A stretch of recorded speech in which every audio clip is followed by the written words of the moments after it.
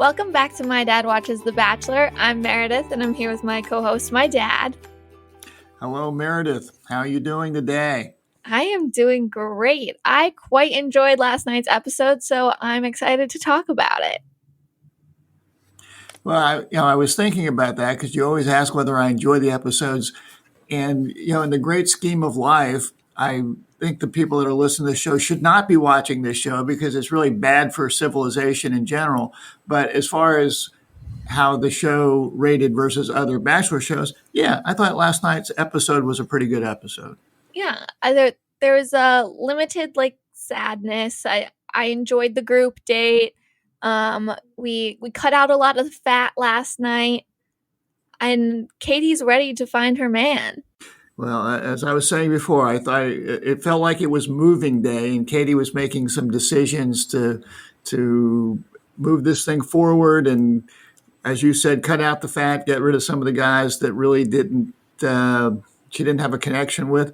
Although, and I'm sure we'll talk about it. There are a couple that I'm scratching my head about of why they're still there, and I'm not sure they'll be there much longer. But we can talk about that as we go through our conversation.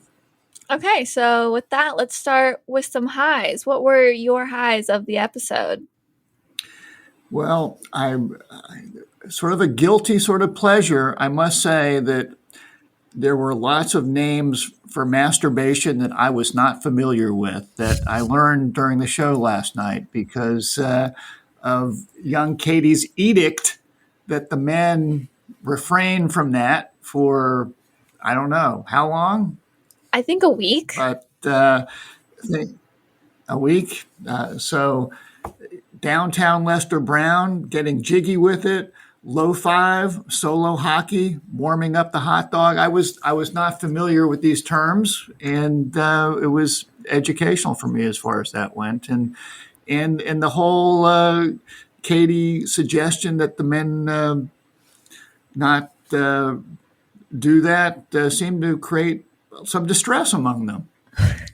I put this situation as a low. I felt very confused that Katie was asking the men not to perform, their quote unquote self-care for a week. I feel like it came out of left field and I didn't understand what was happening. The episode just throws us into this and I'm thinking, where did this come from? I'm truly confused. What's the point of this? Is it supposed to be some big funny joke? It felt a little weird to me. I know Katie's all about sex positivity, but it seemed odd to me. Well, I found it amusing. If these gentlemen are putting themselves out there in this uncomfortable, awkward, crazy situation, let it get more uncomfortable and awkward. There you go. It was definitely amusing to me as well. I was surprised, one, that it was happening, and two, that ABC was airing it. It seemed like something that was a little past the line of what they typically air, considering Fantasy Suite Week.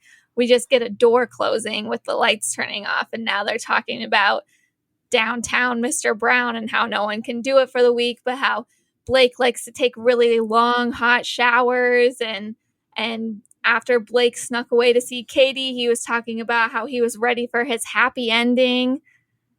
It was just, I was surprised that we went that far. I think you give ABC way too much credit. I think the fact that they air this silly show, basically, I'm going to say everything goes, but just about everything or anything goes. So, don't flatter ABC too much. You obviously have not watched Love Island because anything goes on Love Island and not on The Bachelor.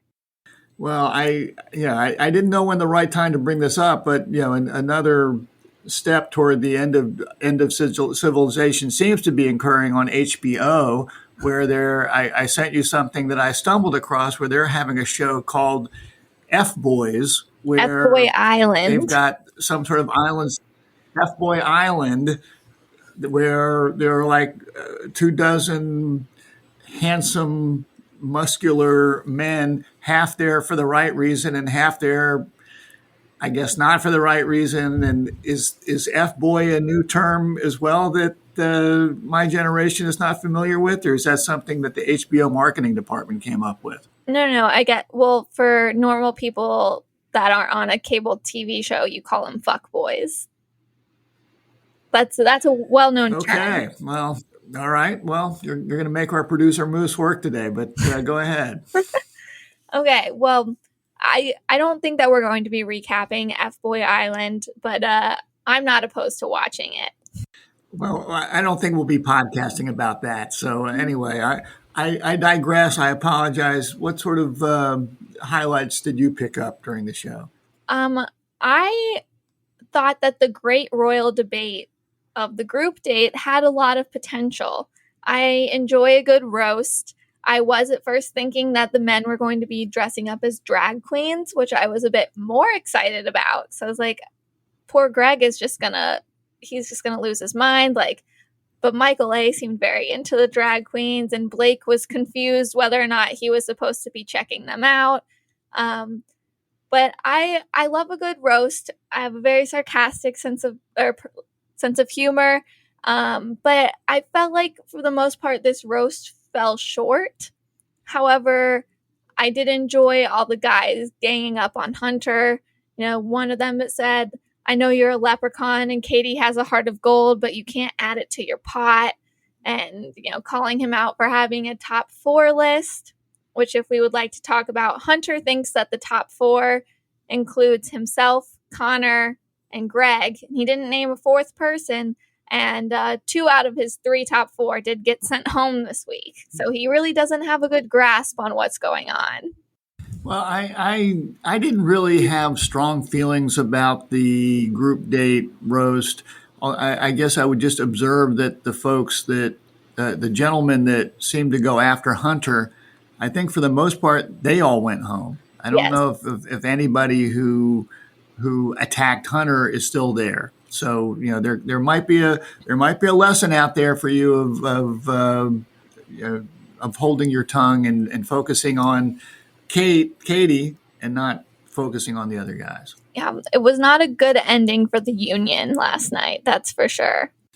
Well, but I think the union has finally been broken because I think all the members have been sent home, or at least all the leaders of the union have been sent home. Yes, the union has definitely been disbanded. I think that with only 7 guys left going into next week, we are this should be in our rear view mirror. Oh, another high for me is that we got to have another lesser known singer during Justin's one-on-one date named Max. No idea who he is, but I thought the song was quite nice, and I do enjoy Justin. Looking at him, I've commented on his facial expressions before, particularly his eyebrows. Big Justin fan over here, and he's the only remaining member of my top 4. Well, I guess I had a little bit of I thought that Max was also a good singer, but I don't think that this individual, Max, has gotten to the point where he deserves a one-name moniker. This is not Madonna. This is not LeBron. This is Max. I don't know who Max is. I think Max is going to have to work on his brand before he goes out and calls himself Max. And for the record, my all-time favorite pet was a cat named Max, who was quite the impressive beast. So I'm a little protective of that name as well. So I was not a fan of the singer named Max and the way he is branding himself. He needs to work on that a bit. Well, I was going to say, I don't really know any humans named Max, so it's not like he has much competition there. But it's definitely more of a pet name that I think of. Well, another highlight that I had was, I must say, I enjoyed Franco, the flamboyant photographer, and the very interesting and entertaining outfit he was wearing. Some sort of, I don't know, moo-moo. I don't understand totally what it was, but it seemed to work for him. Incredibly colorful. And, he was, the way he was talking up to Justin to help him come up with something to write, encouraging him to come up with something unique and iconic. I thought he was giving Justin some pretty good advice for coming up with words for Katie. I feel like we've seen Franco on multiple seasons now, and every time he's always a high of yours. You always enjoy seeing him. I'm always not so impressed with the outcome of his photography skills. I don't know if those are the actual Yeah, pictures he whatever. takes that they like clip and show us, but it looks like my 5 or 6 year old cousin stole my iPhone and started taking pictures of a bunch of crap, and I have 100 of those pictures on my camera roll now. I don't particularly, these days everyone's got a camera phone. Everyone thinks they're a photographer. So I'm not even really looking at that. I just think he brings, he, he makes me smile when he comes on the show. So I find him to be a highlight. Okay, well, speaking of men that make me smile, Jason Tardik was back on our screens last night. For those of you who don't know, this is you, Dad. He is Caitlin Bristow, our co-host, new fiance, and he is the epitome of a businessman beau. He is so freaking hot. He has a great voice, and he is a finance man. He knows his money, and he's just great. I will take your word for all of this. I mean, I guess I scratch my head a bit to think of any serious businessman getting tangled into this into this show and franchise. So I'll take your word for it. I mean, he seemed like a very nice guy. The double date that they had with Connor and Katie, that everyone seemed to be very comfortable. So he seemed to be a nice guy. Seems like a handsome guy. So okay, whatever, that's fine. Good for No, you. he is a money guy. He has a new podcast called, I just looked it up, Trading Secrets. I did listen to one episode, and he brings people on to talk about their careers and like asking the taboo questions about money. He did a podcast with Dean, who you don't know from Bachelor Nation, talking about how much money they're offered when they get offered Bachelor in Paradise or Bachelor stuff. Is very interesting. I'm a big Jason fan. I did love seeing Okay. him on the double date with Katie and Connor. Um, and I will say, I think that Jason being just so amazing made Connor look pretty lame, especially like in the yard game. I don't know. It's like you're sitting there with Jason and Connor, and it's like, who are you going to pick? Obviously, Jason. Yeah, Connor is not. I think his strengths are more on his creative side. And unfortunately, one of my lowlights was Connor's volleyball game. It looked like perhaps he had not played volleyball before. He seemed pretty inept at it and closer to hurting himself than actually getting the ball back over the net. I also put that as a low. I felt like secondhand embarrassment watching him try to play volleyball. Like Katie should have sent him home right there. Like he's not a good teammate. He's not very sporty. He's not going to do well at family picnics and barbecues in the lawn game area. He's just going to embarrass her. And I think Katie needs like a sporty, coordinated guy. I think we all do. Okay. Well, I see. I didn't realize that was a criteria that you were using in evaluating men to figure out how they might do in family picnic and athletic events. That's interesting. I'm pondering that as you say that. So good to know that comes into the criteria. I guess I don't know. Connor's got some other attributes. He plays musical instruments. He writes mediocre songs and things. He seems very creative. He wears a cat suit. He's got other strengths that he plays to. Volleyball and And perhaps kissing. athletic things aren't Kissing one are of his them. But weaknesses too. yeah, I yeah, which is unfortunate. is I feel like throughout the season I have noticed how bad of a kisser he is. Like it's just watching him and Katie kiss is pretty uncomfortable. So I don't think it was that surprising that that's kind of was the nail in his coffin. But it was really sad, like watching the wheels turn in his head and him realizing, wow, like how bad of a kisser am I? Well, and look, it's not like I'm watching the kissing that closely, but even I noticed throughout the season that he seemed to be a weird kisser. It seemed like he was trying to more like eat her face off or something. It just didn't seem like a very normal, comfortable type kissing, or from Katie's perspective, passionate type kissing. And as she said, the spark was never there on the physical end. And at least, kudos to Katie for the way she dealt with that. In that she does have a relationship with Connor. They seem to be very much in the friend zone, but they seem very comfortable with one another. And Connor seems like a good guy, a guy that you'd like to hang out with, and I'm glad that she gave him his walking papers privately, and it didn't come up at the rose ceremony. That she took care of her business appropriately. Yeah, it was very cute to see Connor go say goodbye to the boys, and how emotional they got as well. Trey looked like he was about to lose it, and Michael A. gave Connor a nice kiss on the cheek. Greg looked very upset. Obviously, the guys think very highly of Connor. I agree. It was getting a little dusty at my house too. Well, I feel like we've already talked about a lot of lows, but I do have one more that I'd like to address. The wedding one-on-one date needs to be retired. It is so uncomfortable.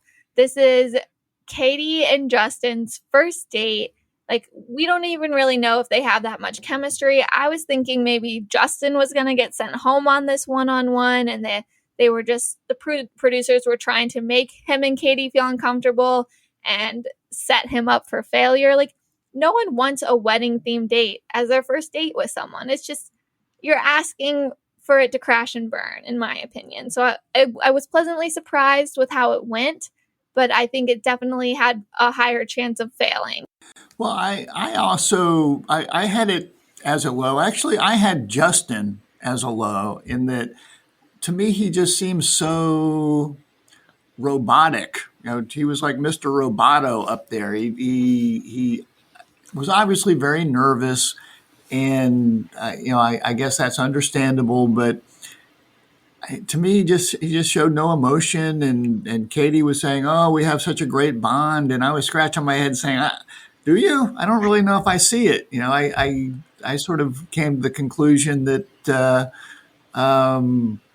she's making decisions, I don't want to say on physical attributes, but just more, there must be some sort of physical chemistry there that she has with Justin that obviously she didn't have with Connor, that made her want to keep Justin around. So I was a little surprised that Justin is still in the game at this point in time. But so I guess I saw that date as a low light as well. Well, in Justin's defense, he was probably a bit robotic just because of how uncomfortable a wedding date is for a one-on-one, writing vows. And this is his first real alone time with Katie. And it's like, are you supposed to just be faking your vows because you're like talking about love and all of this stuff? And obviously they're not in love with each other. So it's a weird situation. I did, think that maybe Justin was going to get sent home, but then thinking about it, if we have a lot of fat left still during this episode that I said we need to cut out. And if Katie's thinking, okay, I need to have 7 or 8 guys by the end of the week, like, I'm going to keep a Justin before I'm going to keep a Trey or a Hunter or a James, like any of those guys that did get sent home, because she does have a better connection with Justin. Doesn't mean he's top 4 material, but it does mean he's coming before the union of men. Well, and she may well be thinking about that. I guess I just didn't pick up the connection that Katie and Justin had, but I'm not sure we see everything on the TV show, so there can be some other things going on there as well. So now you didn't mention in your lowlights anything about Hunter, and maybe you're saving that for something else, but I don't know where to put it, but it seemed to me that at one point Hunter made Katie physically ill and she had to go throw up. So I don't know if that's a low light. I don't know if that's a highlight. I don't know if that's a wrong reason, but there's something going on there. I I'm not sure if it was Hunter specifically that made Katie puke. I think it was probably just the anxiety of once again these same men coming to her being like, "Oh, this guy's not here for the reasons you think he is." And she's just like, this is like, oh, the third or fourth time this is happening. Like she has a lot of anxiety about it. And I think it was more the anxiety that made her sick, but it is amusing to think that maybe it was Hunter that made her ill. I'm not I'm very over Hunter, and I'm really not that interested in talking about him much more. Okay. Well, then let's move along. And what do you got next? Next I have Greg lights. If you're ready for those, we got to Hit see. me. Speaking of not wanting to talk about Hunter, I'm going to talk about Hunter some more. We got to see Greg and Hunter have a conversation about Hunter's top 4 list, and obviously anyone with a brain knows that Greg's in it and Hunter is not. But Hunter thinks he is, and Greg, the smarty pants that he is like, oh, I think Hunter's kind of calculated. I might try and avoid talking to him anymore and keep my nose in my own business. Which I was, I think that's showing that Greg is pretty serious about Katie. That he has said multiple times, like, I don't want to be part of this drama. I'm just focusing on my relationship with Katie. And then during the roast group date, instead of roasting anyone, he writes a sweet poem. It was very adorable, very cute. And then it was also really cute watching him get embarrassed about it afterwards. Yeah, the drag queens were not having it. They were looking for a little bit more red meat from these guys. But and he doesn't seem to totally know where he stands with Katie, and in that I worry about him. He looks like he might have a breakdown at some point in time as well, and that he seems to be incredibly into her, and she's got 5 other guys around in addition to him. So it sounds like it's going to be tough for him. We'll see how he handles things. He seemed like he was spiraling much more last episode than this episode, so maybe he's starting to reel it back in, which is good. I think he needs to do that if he's going to stick around through the end. Do you have any other highlights, lowlights, Greg lights you want to talk about? No, I think you've got it covered. Let's move along. Okay, so right reason. I'm giving this to Katie. This may be controversial because I think that some people might have liked Connor a lot, but I think it was very strong of Katie to send him home during the one-on-one date. I think that this has happened to a lot of women, but it's hard to say goodbye to like a very genuine, sweet guy like Connor, but you just don't have a spark with him, and that something's missing, and you feel really guilty about it. And it just sucks in general, that you have like this checklist of all the things you want from a guy, and he marks off all the boxes, but then that passion just isn't there. And you kind of just feel like a bitch about it because you're like, oh, he's everything I ever wanted in a guy, but it's not enough. And I think you could tell that Katie was pretty upset about it. And so I was impressed that she was able to do that. I didn't see that coming during the date. And I was also happy that she cut the fat out from during the rose ceremony, got rid of 4 men, which was all of our union leaders of Aaron, James, and Trey, and their latest victim, Hunter. So good job, Katie. Yeah, I wonder if do they get separate limos on the way out, or they get to sit together? Because I don't think I'd want to be sitting with Hunter on the way out. He was ready to throw down, I think. Yeah, I think they get separate cars. Don't worry. So for right reason, I've got 2 this week. My first one I'm giving to Blake, and I decided on that before he showed back up at her window after Connor left, and she was so upset. She just seems more comfortable with Blake, at least to me, than any of the others. And then he came up with the whole John Cusack from the movie Say Anything with the jam box with the music.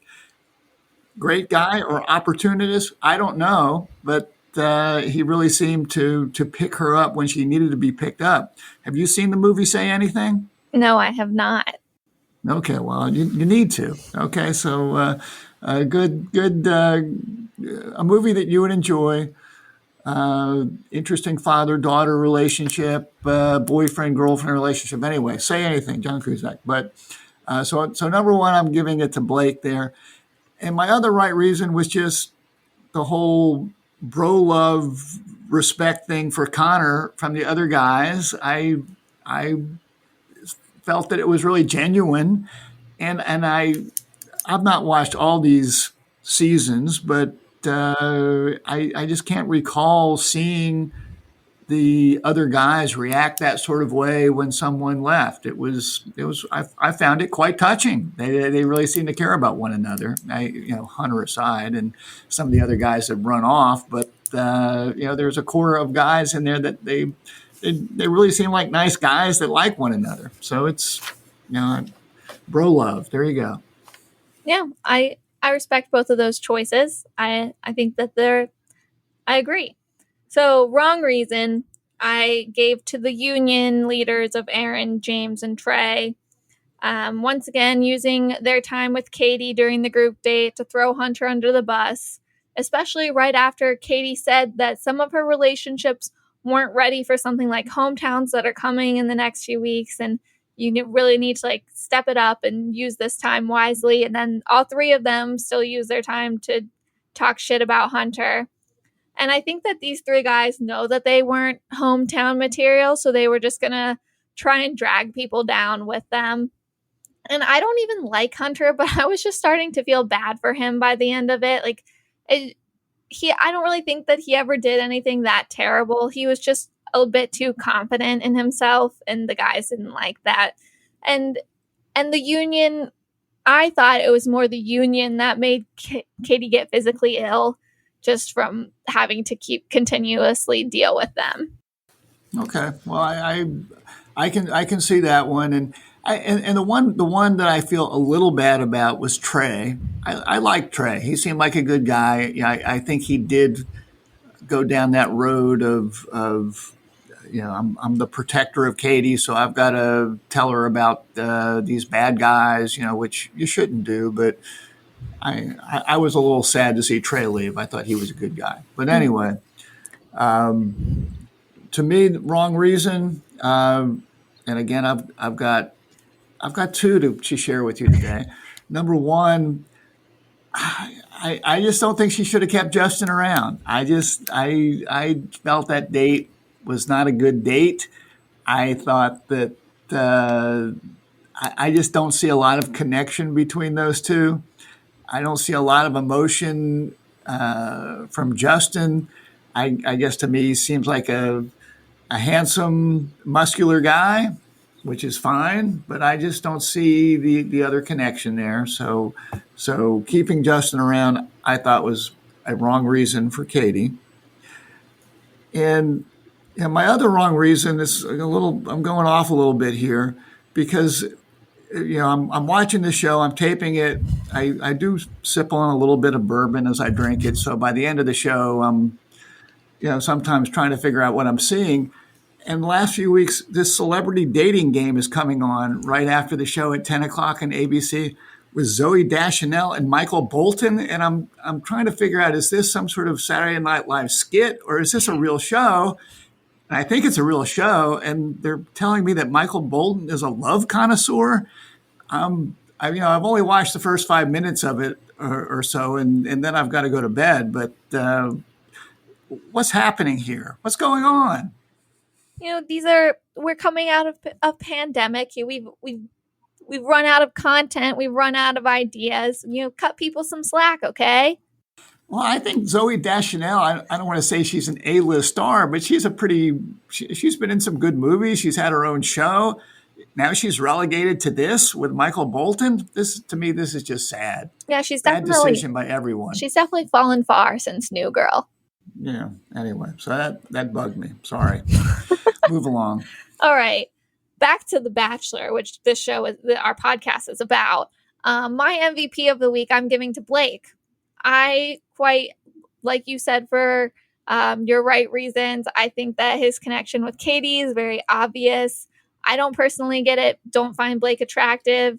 But they definitely have the passion that she was missing with Connor. They like have some good witty banter going on, like very flirty. And the boombox outside your window, and when Katie's feeling down, like every girl wants a guy to do that for her, and Blake is that guy for Katie. So he got 2 thumbs up in this episode, and he, to me, is definitely going to be in our top 4. No, I think that's a good choice, and yeah, I find him to, he's goofy, but sort of in a cute sort of puppy dog sort of way, So I've been enjoying Blake, so I'm all in for the Blake experience. So, and sort of going back to the ones that are left, and I think there are 6 left. 7. I think we've got 2 Michaels. There's 7. Well, 2 Michaels, a Greg, a Blake, a Justin, a Brendan, and who's the 7th? Andrew. I had 6. Andrew. Oh, you're right, Andrew. Yeah. Okay. So right. I think it's very obvious. Andrew. I think it's very obvious who this top 4 is going to be, or more like who the 3 that are going to go home next week and not make it to hometowns. I think are going to be Mike P, Brendan, and Justin, because she doesn't really have a connection. I agree with you. Yeah, she doesn't really have a connection with those 3. So to me, it seems very obvious who the top 4 is. However, I do feel like last week in like the big teaser trailer, we did see Michael A on FaceTime with his son, and his son saying something along the lines of like, "Daddy, do you not want to see me anymore?" And I do think that Michael A is going to self-eliminate. That's my hot take. Well, and here's my perspective. If I don't like to think like 30-year-old women too often, but if I'm Katie and I have a hometown with Michael A and meet his kid, and we don't end up with Michael A, what sort of psychological damage am I doing to everybody? If once I start meeting kids and this could be your new mommy situation, that's if she goes to the hometown with Michael A, she better be pretty darn interested in him, because that's you're getting into some quicksand there. So be careful, Michael A. I've also heard that the season didn't like film as long as typical seasons. It ended early. So I think that we don't have a typical ending this season that we normally have. So I'm curious to see what happens, but I think it involves like some self-eliminations and Katie freaking out. But it looks like we've got a good season ahead of us. Okay. Well, can I give you some fatherly advice while I've got you? Please do. All right. Well, there were some good things that I saw during the show. I'm not a big fan of Caitlin, but when she was talking about her relationship with Mr. Business Bro, she talked about starting off as friends, and then it turned into more. So I think that's a great foundation for a relationship. So think about that, young lady and listeners out there. I liked what Trey said as he left, where he said, "I learned a lot. I might have gotten hurt, but it's been a beautiful journey." This is the dad advice. If you don't take chances, you're going to miss out. Sometimes you might get hurt, but it's okay to take chances. Going back to the great debate roast, if you don't have anything nice to say about somebody, don't say anything. It's only going to get you in trouble. Don't be the person throwing the shade out there. Dude, it's a roast. That's what you're supposed to do. Yeah, well, all the people that did the serious roasting have left the building, so learn something there. Katie saying that you need to love your family every single day. So, you need to be nice to your father so that someday he'll walk you down the aisle and maybe pay for your wedding. So be thinking about being nice to your family there. And last piece of dad advice, go out and watch Say Anything with John Cusack immediately. And very important that you do this. So that's my last piece of dad advice. Oh, well, That was a lot of advice. Maybe I'll retain some of it. We'll see. But I think that's all we have for this week. So join us next time to hear more about Katie's season from the right perspective and my dad.